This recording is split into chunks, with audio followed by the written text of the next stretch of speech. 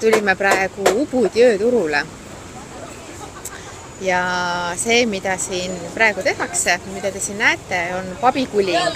Ehk siis üks Pali rahvustoit, mis on siis piimapõrsas, grillitud tervelt ja sellest siis erinevad road tehtud. Ehk siis nad teevad seda sealiha erineval kujul, grillivad, hautavad, kuivatavad, praevad ja siis panevad kõik ühele vaadnale kokku erinevate salatite ja maitseainetega.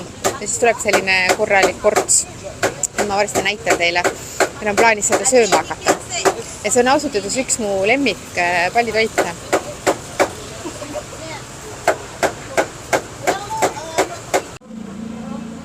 Me siis võtame ka kohe siia kohalike vahele kohad sisse. Sellise lava peal süüakse seda siin tänavaturul. Ja me oleme ainsad, mulle tundub mitte kohalikud, kes seda pabikulingut kohe sööma hakkavad.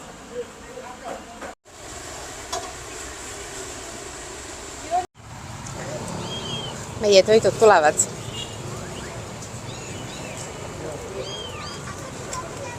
Ja muidugi riis ja siis jäätee. Ja vesi ka. Ja kõik see läks meil kokku maksma, mis sa ütlesid, umbes 2,50? Umbes 2,50 jämedalt. Aga kohe proovime, kuidas see maitseb. Ja kuidas maitseb?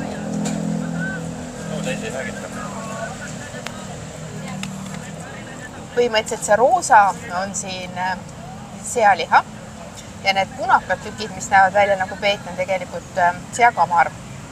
Ja siis see must asi siin, see on põhimõtteliselt nagu verivorst, kõige sarnane verivorstile. Ja siis siin on hästi terav rohelise tšilliga salat ja see on põhimõtteliselt nagu ossikrõps, nagu meil on ossikrõpsud, ehk siis see täispuhutud seakamar.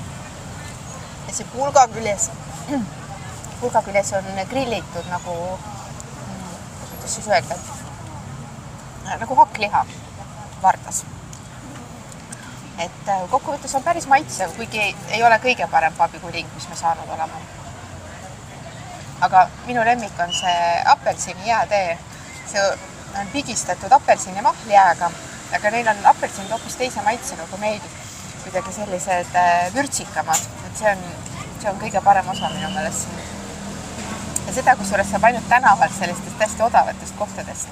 Restoranides on tavaliselt kontsentraadist tehtud apelsini mahlad.